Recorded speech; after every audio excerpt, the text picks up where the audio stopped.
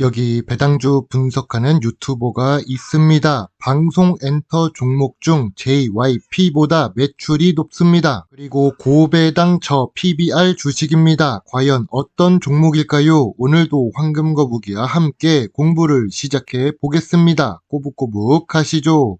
투자의 시작이 되는 재무제표를 보겠습니다. 매출액은 상승 추세입니다. 5년 동안 1.47배 상승했습니다. 그리고 2022년부터 매출 1조를 기록하는 중입니다. 다만 매출은 1조를 기록하고 있는데 그 이상 성장하지는 못하고 있는데요. 2022년부터 매출은 보합 상태입니다. 그래도 5년 연속 영업이익은 잘 기록했습니다. 영업이익률은 1%에서 10% 사이로 안정적이면서 낮은 수준입니다. 2023년에 당기 순손실을 기록했고 2024년에도 손실을 기록합니다.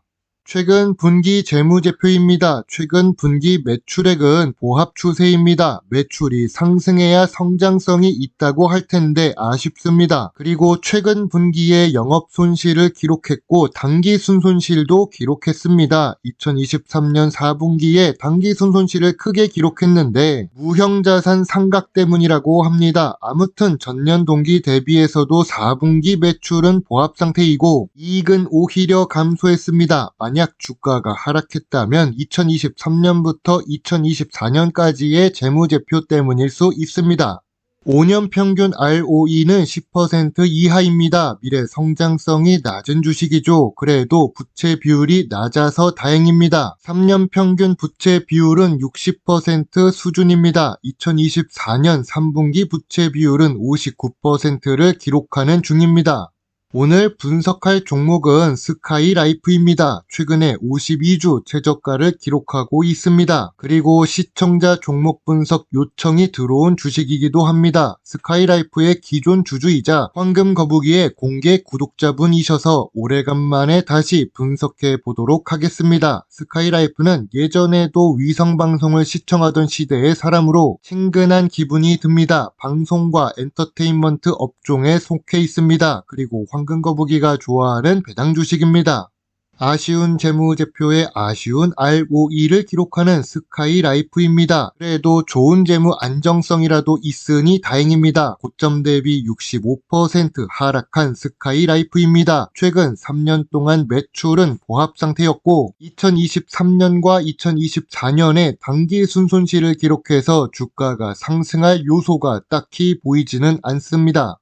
기업 기호를 보겠습니다. 2001년부터 위성방송 서비스를 목적으로 사업을 시작한 스카이라이프입니다. 다만 방송 사업은 미래 성장성이 낮은 산업이지요. 주요 주주가 57% 보유 중이고 외국인은 12% 투자 중입니다. 아무래도 배당금을 많이 주기 때문에 외국인이 투자하고 있나 봅니다.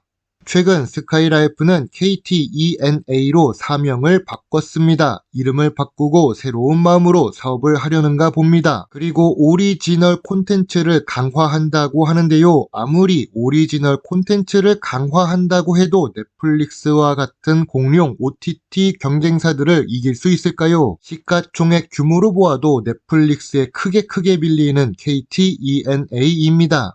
그래도 KT 스카이라이프는 영업 손실을 기록했지만 흑자 전환도 기대하는 중이라고 합니다. 무형자산 상각비를 반영해서 손실을 거의 인식했고 다음 재무제표에서는 개선하려는 의지가 보이는 중입니다. 그리고 모회사 KT는 통신사업으로 안정적인 수익을 확보하고 있습니다. 그런 모회사 KT와 함께 AI 신사업을 본격화한다고 합니다. 물론 본격화하겠다라는 뜻은 시작 단계라는 뜻이니까 크게 기대하지는 않겠습니다.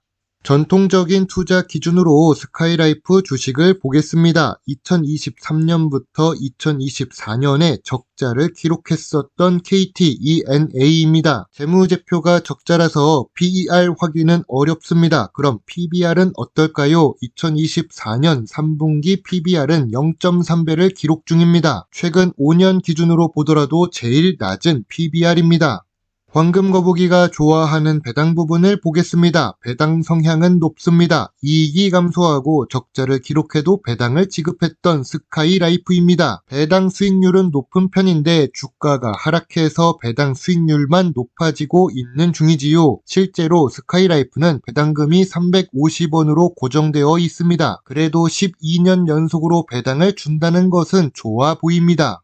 스카이라이프 주가가 상승할 요인은 무엇이 있을까요? 좋은 재무 안정성의 12년 연속 배당 그리고 저 PBR 주식입니다. 현재 주가는 52주 최저가 수준이고 안정적인 모회사 KT가 있습니다. 스카이라이프의 주가가 하락할 요인은 무엇이 있을까요? 아쉬운 ROE를 기록합니다. 낮은 미래 성장성도 아쉽습니다. 최근 2년 적자 재무제표도 아쉽습니다. TV 시청자도 감소하고 있는 중입니다. 거대한 경쟁사 넷플릭스와 쿠팡, 애플TV와도 경쟁해야 하는 스카이라이프입니다.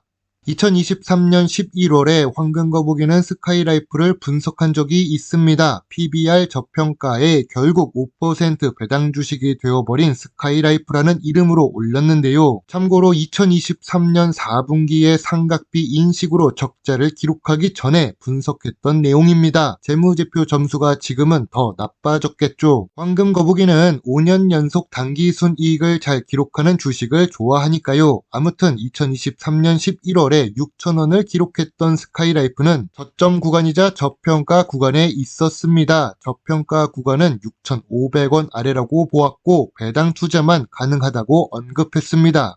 현재 주가로 보면 스카이라이프는 어떨까요? 역시 주가가 낮아져서 스카이라이프는 저점 구간이자 저평가 구간입니다. 저평가 구간은 4,000원부터 5,000원 사이라고 보는데요. 2023년보다 저평가 구간이 6,500원에서 5,000원 아래로 내려간 이유는 재무제표 때문입니다. 적자가 지속되고 있고 콘텐츠는 부족하기 때문이죠. 넷플릭스는 오징어 게임 같은 전 세계 사람들이 알 수 있는 콘텐츠를 만들었습니다. 지금 당장 스카이라이프가 만든 콘텐츠가 생각이 안 나신다면 그것이 바로 스카이라이프의 한계입니다. 현재 스카이라이프의 매물대는 7,500원에 몰려 있습니다. 매출 규모로만 본다면 JYP와 SM 엔터 주식보다 좋은 스카이라이프입니다. 물론 JYP와 SM은 가수 개개인이 하나의 훌륭한 콘텐츠가 되어 해외에서도 사랑받고 있습니다. 그래서 미래 성장성이 높다고 할 수 있고 고 PER에 고 PBR 주식이 될 수 있는 것입니다. 하지만 스카이라이프는 PBR만 저평가 구간에 있는 상태이지요.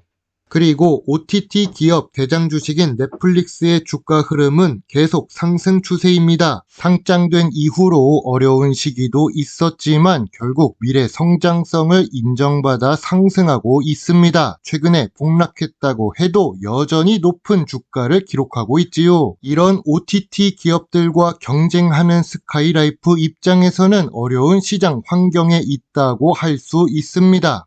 황금거북이의 스카이라이프 주식 요약노트입니다. 재무제표상 매출은 3년 동안 보합 상태였습니다. 최근 2년 동안 단기 순손실까지 기록했지요. 안정성으로 보면 부채 비율이 낮고 주가가 저평가 구간입니다. 배당 연속성으로 보면 좋은데 배당금은 3,500원으로 고정되어 있습니다. 전통적인 투자 기준의 저 PBR 주식입니다. 미래 성장성도 낮고 ROE도 낮은 주식이지요. 황금거북이는 스카이라이프 주식에 대해 별점 5점을 제시합니다. 안전하기는 하지만 배당 말고는 답이 없는 주식입니다. 황금거북이는 투자 보류 의견을 제시하겠습니다.